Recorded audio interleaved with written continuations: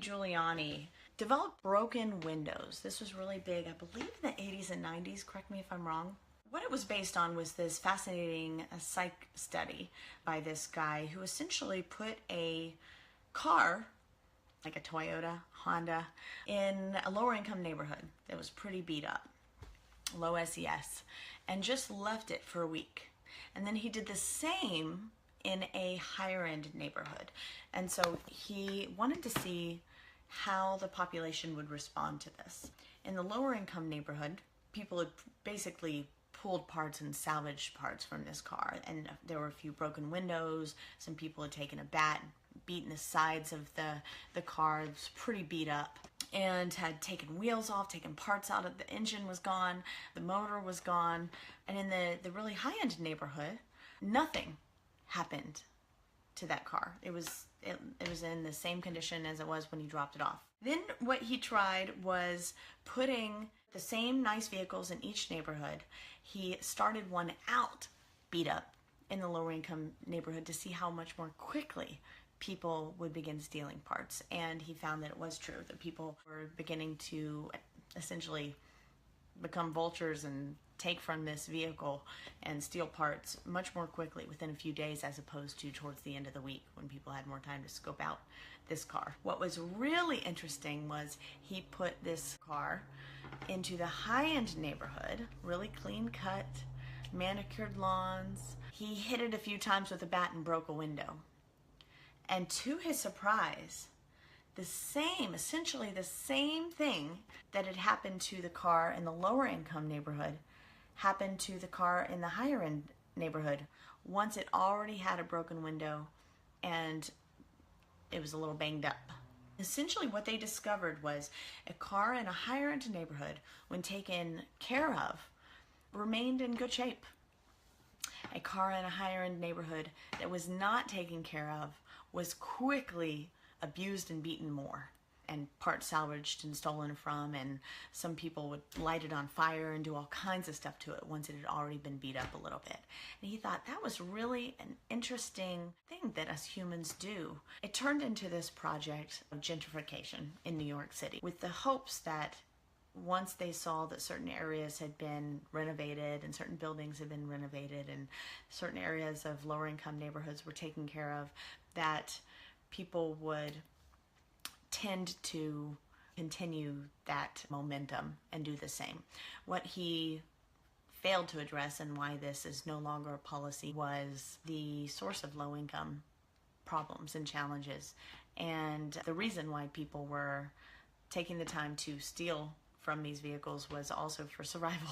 And so obviously there was many more factors that tied into people's behaviors with regards to these circumstances. And so the Broken Window Project, as far as how they managed crime and attempted to reduce crime, it didn't apply in this circumstance.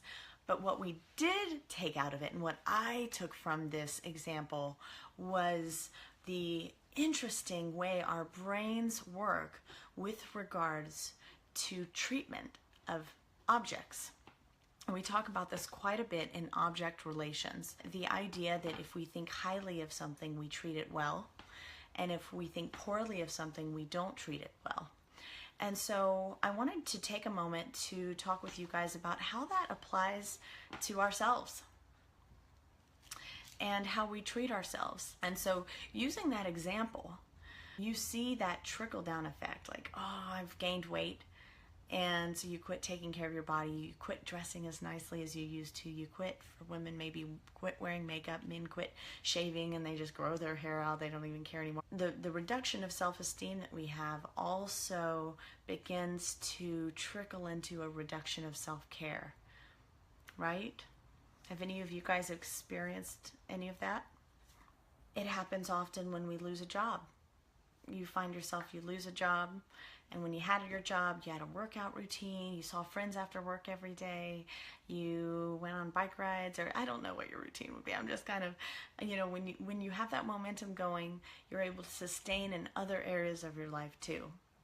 And when you get hit with something hard, suddenly your self-care and those moments where you, and ways in which you might honor yourself, you might feed into building a happier whole life, starts to reduce and drop. Do any of you guys relate to that at all? Come up with this idea that we're broken, and so we're not worth polishing anymore, right? So how's that applying to you? And what could you begin doing to start honoring yourself again? Does that mean brushing your teeth a little more often again? Does that mean getting up a little earlier and taking a walk? I mean, combing your hair this week, taking a shower. I remember when I was at one of my lowest points, one of the things that I had stopped doing was just showering. Embarrassing enough to say.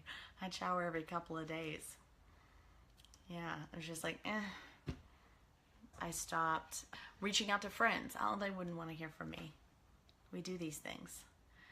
And in a way, I'm not a 100% believer of this, but it's a fake it till you make it situation.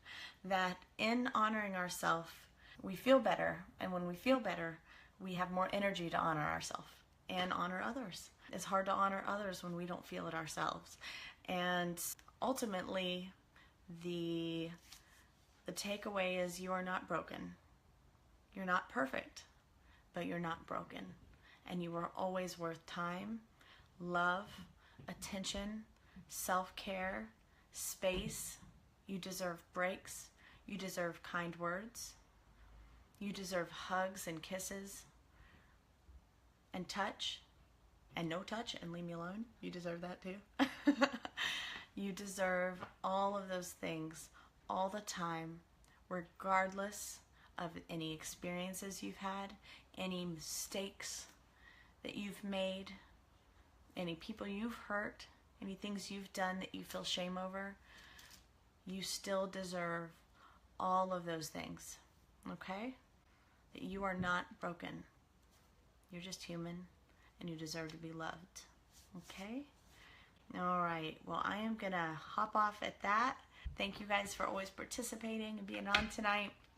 And I'm going to check your messages right now to make sure I didn't miss anything. But have a good night, and I'll see you guys next week.